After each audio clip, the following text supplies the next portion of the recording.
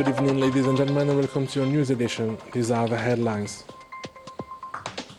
A historical moment as the members of the People's National Assembly voted unanimously the draft law criminalizing the French colonialism in Algeria and other draft laws. The General Secretary of the Ministry of National Defense received the Chief of Staff of the Tunisian Land Army as part of the 19th edition of the Algerian-Tunisian Joint Commission.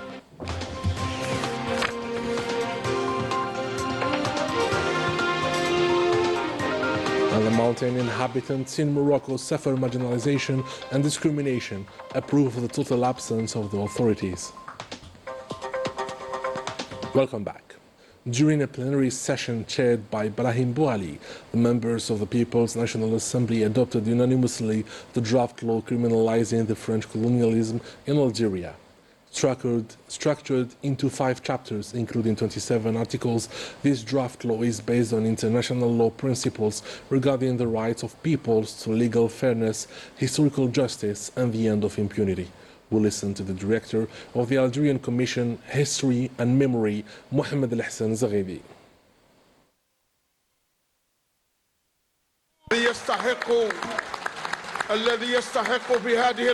This is a historic moment whose contours were shaped by the President of the Republic, Abdelmajid Tebboune, a moment of recognition toward those who truly deserve it at these decisive times.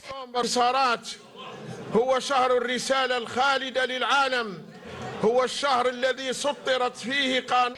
It is a day of loyalty. The month of December belongs to the Algerian people, the month of shed blood, the month of victories and achievements. And today, the children of the people are present, the grandchildren of the martyrs, the sons of the mujahideen.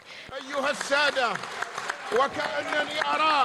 وكأنني أرى gathered in this chamber in tribute to our glorious history and in the renewal of the pledge to the homeland. Ladies and gentlemen, I see the martyrs here among us. They tell us that our lineage is strong, that it remains faithful to its martyrs.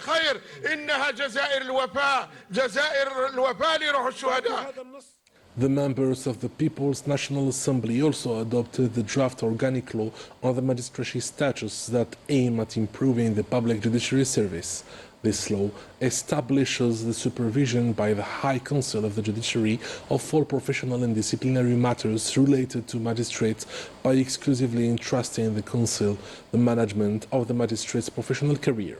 It also includes the creation of new judicial positions leading to promotion to the Supreme Court and the Council of State, granting the High Council of the Judiciary the prerogative to carry out these promotions throughout secondment. This refers to the position of assistant judge. The law also sets the criteria for the transfer of magistrates as well as the possibility of requesting a transfer within the framework of the annual reshuffle of magistrates or for objective reasons. We listen to the Minister of Justice and Seals Keeper, Lotfi Boujma.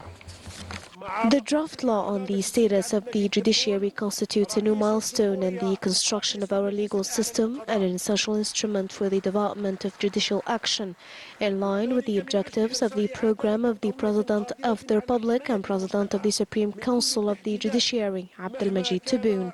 This is aimed at establishing a strong judiciary capable of protecting society against any threat, regardless of its form or origin. The adoption by members of Parliament of the draft law on the status of the judiciary will help strengthen the independence of judges and preserve the dignity of the judiciary by granting judges the necessary guarantees to carry out their duties and by enshrining all of their rights.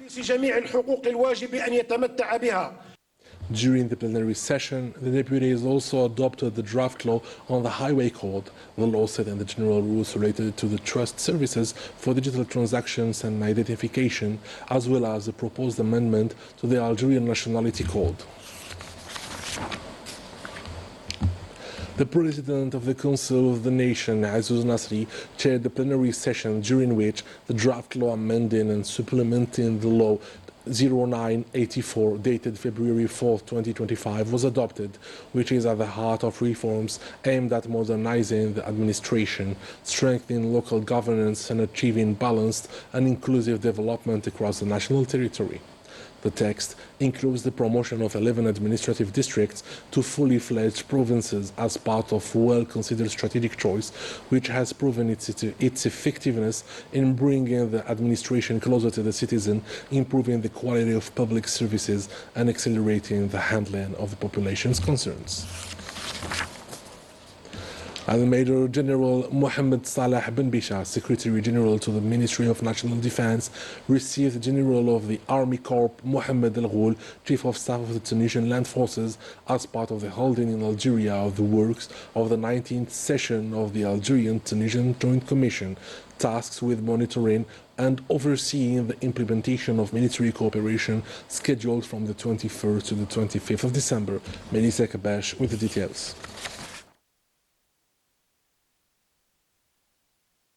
Major General Mohammed Salah bin Bisha, Secretary General to the Ministry of National Defense, received an audience on Wednesday, December 24, 2025, at the headquarters of the Ministry of National Defense, General of the Army Corps Mohammed Al Ghoul, Chief of Staff of the Tunisian Land Forces, accompanied by a high-level military delegation.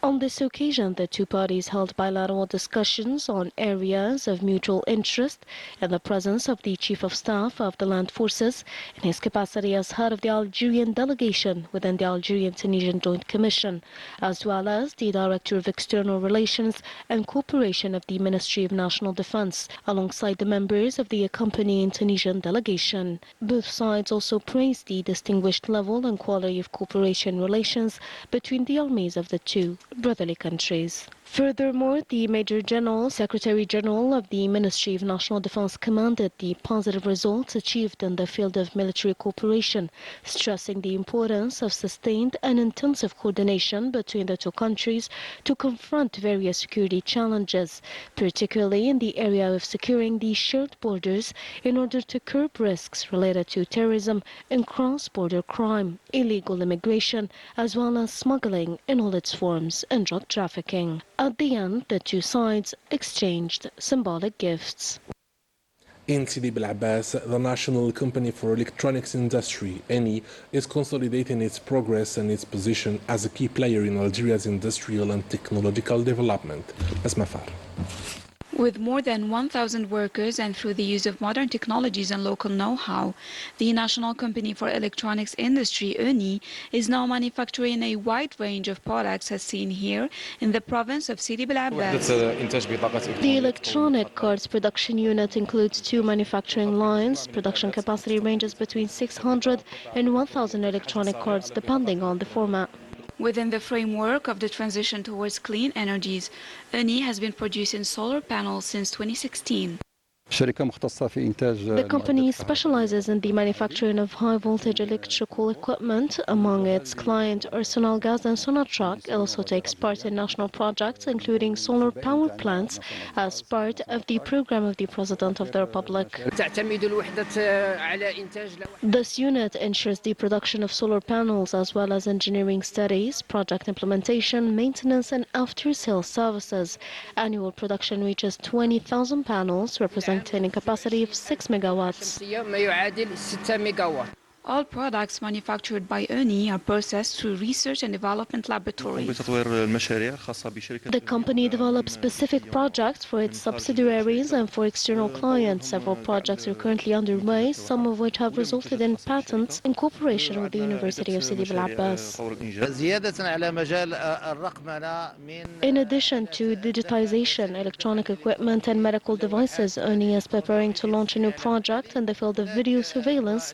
These activities rely on international technological partnerships, human resources development and investment and research, with the aim of making ENI a national electronics hub. Supported by public authorities, this national company continues its development and fully aligns itself with Algeria's technological transformation dynamics. As part of strengthening cooperation between the state institutions and highlighting the role of Jama al-Jazair, a framework agreement was signed between the Algerian Public Television and Jama al-Jazair with the aim of ensuring media coverage of its activities and organized lectures. The agreement was signed by the General Director of the Algerian Public Television, Mohamed Baghali, and the Director of the Office of Jama al-Jazair, Bashir Basoud.